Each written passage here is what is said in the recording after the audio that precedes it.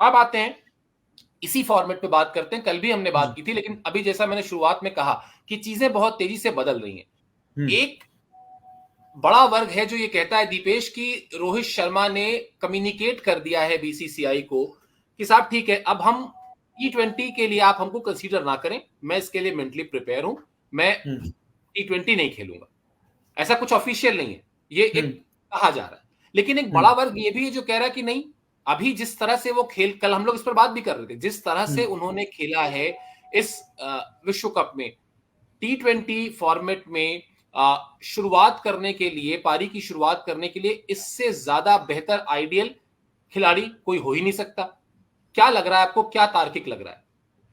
Sir बिल्कुल, जो दूसरी बात आपने कही वो बिल्कुल सही थी। इस वक्त अगर अपने देश में अगर बात की जाए, जितना देखा है हमने, इतना एक्सपीरियंस्ड और इतना गेम को लेके चलने वाला मुझे नहीं लगता कि पूरे देश में अभी कोई ऐसा ओपनर होगा जिसको रोहित शर्मा जितनी गेम की समझ हो कि गेम को चलाना कैसे है। वो हमने 50 ओवर अभी देखा, हर टीम की अप्रोच कैसी थी और वहीं रोहित शर्मा जाके क्या करते थे, पूरी तरह से दूसरी टीम को दबाव में डाल देना। बिल्कुल, अगर वो खेलने के लिए तैयार हैं तो खेल सकते हैं T20 फॉर्मेट, क्योंकि आपको देखना होगा पूरी टीम भी युवा खिलाड़ियों से लेकर जाएंगे तो वो भी दिक्कत ही होगा टीम के लिए, क्योंकि युवा खिलाड़ी जब दबाव होता है तो उसमें बिखरता है। और अभी हमने वर्ल्ड कप फाइनल में भी ये देखा, शुभमन गिल जो पूरे टूर्नामेंट में अच्छा खेल रहे थे, पूरे आईपीएल में अच्छा खेल के आए, सबसे ज्यादा सेंचुरी इस साल लगा के आए, वो सिर्फ 4 रन बनाकर फाइनल में आउट हो जाते हैं। वहीं ईशान किशन को भी आप देखेंगे, उनका नेचर कैसा है, वो बल्लेबाज बेहतरीन है, इसमें कोई शक की बात नहीं है, लेकिन जब दबाव होता है उस स्थिति को संभालने के लिए एक एक्सपीरियंस ओपनर आपको चाहिए होता है, एक एक्सपीरियंस खिलाड़ी अपनी टीम में चाहिए होता है। चाहे बात विराट कोहली की कर लीजिए या रोहित शर्मा की कर लीजिए, और जैसा रोहित शर्मा ने खेल दिखाया है, जो बात अभी आपने कही भी कि 20-25 गेंदों में आके 40-50 रन कर दे रहे थे, जो कि वनडे नहीं T20 के लिहाज से भी बहुत शानदार पारियां थी उनकी। और यही काम T20 में एक ओपनर का होता है, तो बीसीसीआई जरूर कंसीडर कर सकता है, और कंसीडर कर भी सकता है, बट इसमें काफी हद तक रोहित शर्मा की मर्जी होना ना होना भी एक बड़ी बात रहेगी, वो देखना खास रहेगा। जैसा आपने कहा कि दो तबके अलग अलग बातें कर रहे हैं, एक कहता है कि नहीं रोहित अब डन हो चुका है जिस T20 के लिहाज से, वो अब T20 नहीं खेलेंगे, और एक कहता है कि नहीं भाई, जिस जिस तरह वो खेल रहे हैं उस तरह T20 फॉर्मेट में भी उन्हें वापसी करनी चाहिए। और जैसा कि हमने देखा भी, रोहित का सपना था अपनी कप्तानी में एक वर्ल्ड कप लाने का, तो उस हालांकि फिर वही बात आती है कि प्रैक्टिकली अगर सोचेंगे तो सपने मैटर नहीं करते हैं किसी भी खिलाड़ी के, वो टीम देखी जाएगी, एक देश की टीम देखी जाएगी। लेकिन फिलहाल जो हालात जैसे बन रहे हैं, हार्दिक पांड्या आपके चोटिल हैं, आपके पास टीम में ओपनर्स हैं लेकिन एक्सपीरियंस खिलाड़ी के तौर पर कोई खिलाड़ी है नहीं, तो ऐसा भी नहीं हो सकता कि सर एक बिल्कुल नई टीम ले जाके 2-4 नए खिलाड़ियों की उसको उतार दें वर्ल्ड कप में, वो भी एक आने वाले समय में, चलो मान लेते हैं सेमीफाइनल तक भी पहुंच जाती है, लेकिन इसकी क्या गारंटी है कि सेमीफाइनल में फंबल नहीं करेगी, क्योंकि युवा खिलाड़ी तो कोई कैसा भी खेल दिखा सकता है, उससे इतनी ही उम्मीद की जा सकती है जितना उसका एक्सपीरियंस है। तो इस लिहाज से बिल्कुल आपका सही पॉइंट था कि रोहित शर्मा जैसा खिलाड़ी टीम T20 टीम में क्यों नहीं आ सकता, बिल्कुल आ सकता है, अगर अच्छा खेल करेगा, जैसा वो खेल रहे हैं उस हिसाब से, तो उन्हें बिल्कुल टीम में आना चाहिए।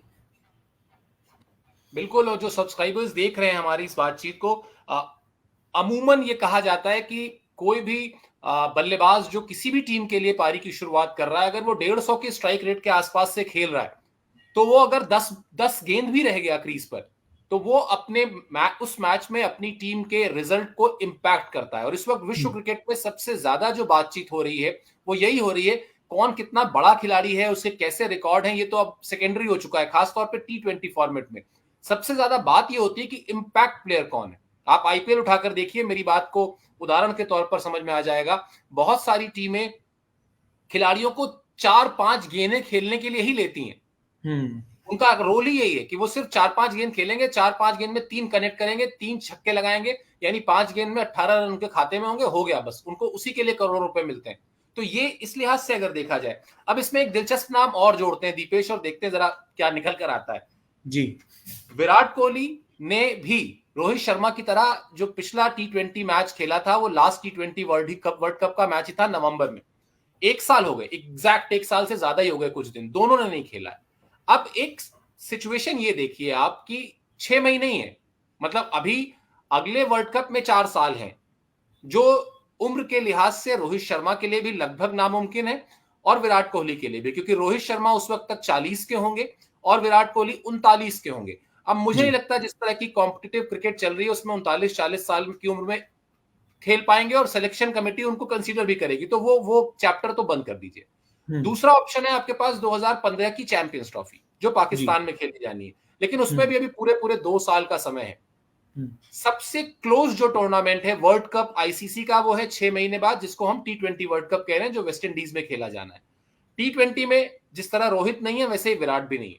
अब ये एक हाइपोथेटिकल सिचुएशन हो सकती है, ये एक अभी काल्पनिक स्थिति हो सकती है, लेकिन जैसा रोहित के लिए हम कह रहे हैं, क्या जो मौजूदा T20 की टीम है भारत की, जिसमें काफी सारे यंगस्टर्स ऑलरेडी हैं, उसमें ये 2 सीजन कैंपेनर्स को वापस लाया जाए, रोहित को ही इसकी भी कमान सौंप दी जाए, तो कैसा इक्वेशन बनता है?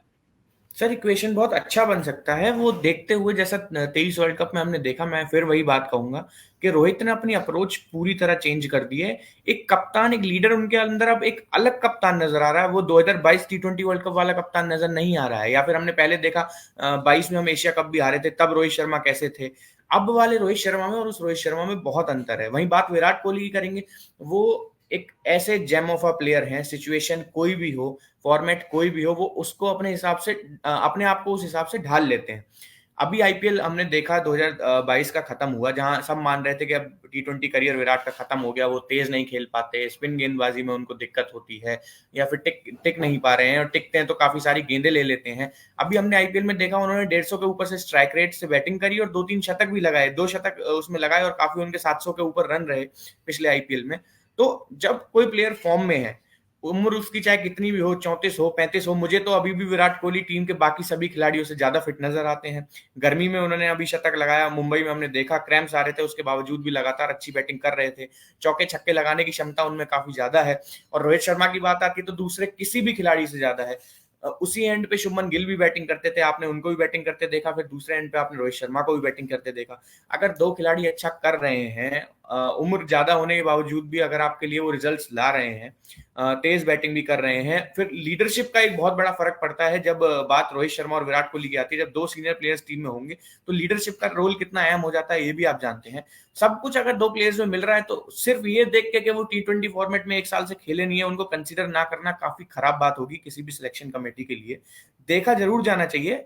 वर्ल्ड कप से पहले आईपीएल भी है, उसमें भी काफी चीजें साफ हो जाएंगी कि किस तरह की फॉर्म अभी है दोनों खिलाड़ियों की, कैसे T20 फॉर्मेट में अपने आप को ढाल रहे हैं। दोनों ही लीडरशिप रोल भी निभाते हैं। विराट बेशक कप्तान नहीं है, लेकिन एक लीडरशिप का वो रोल निभाते हैं आरसीबी की टीम में फाफ डू प्लेसी के साथ। तो क्यों नहीं कंसीडर करना चाहिए? मैं तो मानता हूं जी, दोनों को बिल्कुल कंसीडर करना चाहिए अगर फॉर्म ऐसी रहती है तो।